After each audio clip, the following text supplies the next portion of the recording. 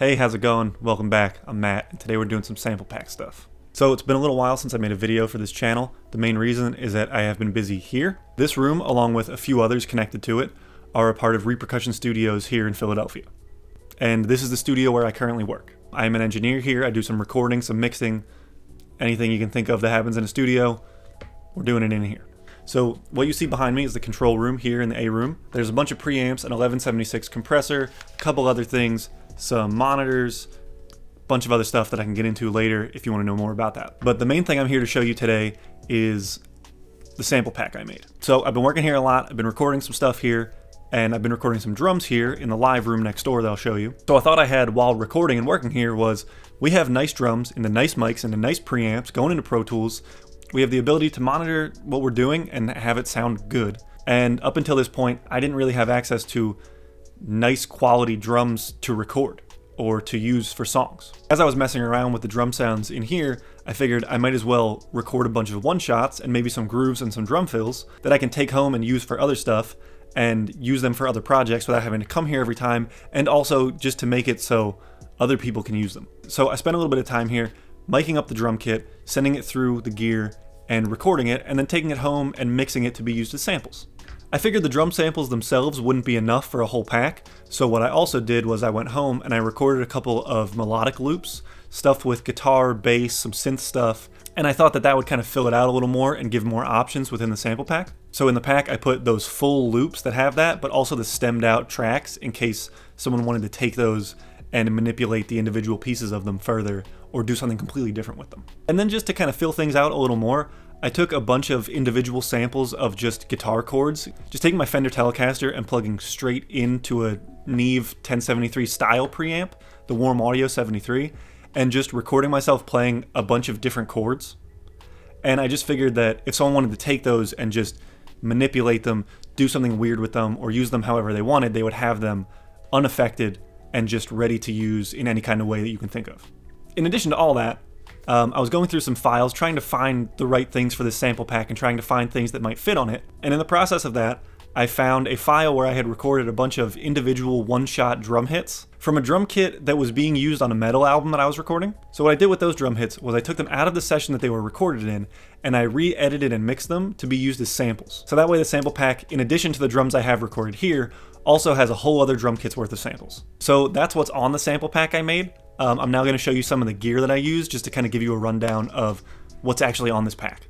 So now here we are in the live room at Repercussion Studios, and behind me is the drum kit that I recorded on. The drums in this sample pack all come from this kit behind me, mic'd up just about the way you see it here. This is a Gretsch Renown maple drum kit, played live in this room, the way it's set up now. The cymbals are Sabian HHX cymbals, except for the hi-hats, which are Zildjian New Beat hi-hats. The snare drum is mic'd up with two SM57s, one on the top and one on the bottom. The two toms are mic'd with Sennheiser MD421 microphones.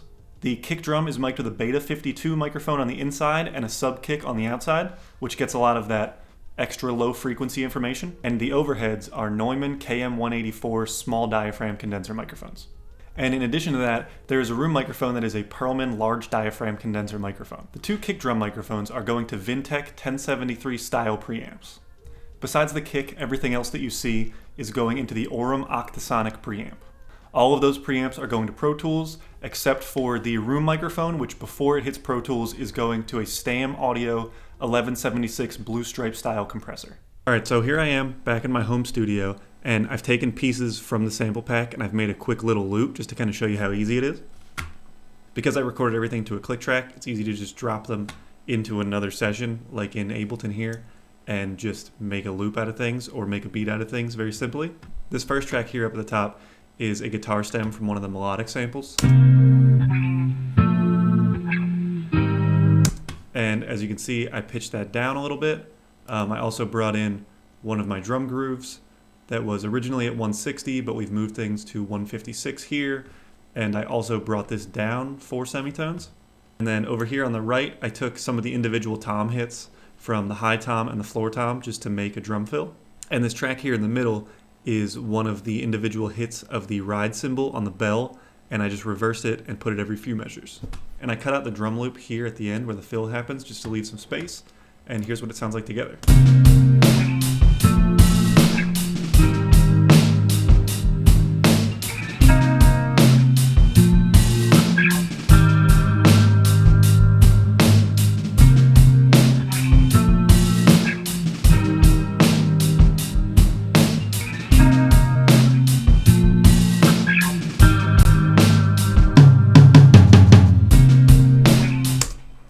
it's nothing crazy, but the point of this was just to show how easy it is to just kind of take these things, drop them in, and put them together. So that's what all of these loops and hits sound like unprocessed. I did not do any EQ or compression or anything. I did put a little bit of reverb on some of these tracks, but other than that, I did not do any post-processing to this, just so you can see how they sound by themselves and without any extra editing or affecting. And all of the files that are in this pack that aren't individual hits all have the BPMs in the file name, and if it's relevant, they also have the key of the loop in the file name. So if you need to tempo match it or key match it with a project you're working on, all that information is there inside the file.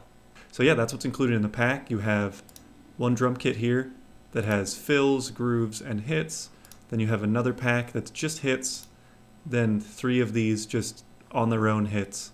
You have all these guitar chords. Some of them are reversed with a little bit of distortion on them. There's these melodic loops here, and then those melodic loops also have track out stems. So you have the option to take the stems from those and pull them as individual pieces into your project. All right, so that's the sample pack, or as I'm calling it, the Bird Pack number 1. The pack includes drum samples from 2 different drum kits. One was some extras from a session I did a while back. The other is the kit that I just showed you in this video. Drum samples from the kit that I just showed you include individual samples as well as a couple different grooves and fills that you can use. Any of the loops that are drum beats or fills all include the BPM, so they're easy to place into any session. In addition to the drums, there are also a couple melodic loops that also include the BPM and the key that they're in the file name. And then there's a bunch of just loose guitar chords to be used kind of any way you can think of. Mess them up, affect them, do something crazy with them, or just use them dry if you need some guitar chords in your song. So yeah, that is the Bird Pack number 1. If you are interested in checking it out, I put the link to it in the description of this video. And if you liked this video and you want to see more of the studio, or you have questions about the studio or other audio engineering type stuff, leave a comment and like this video and subscribe to the channel, and I'll be making more content soon. Thanks for watching.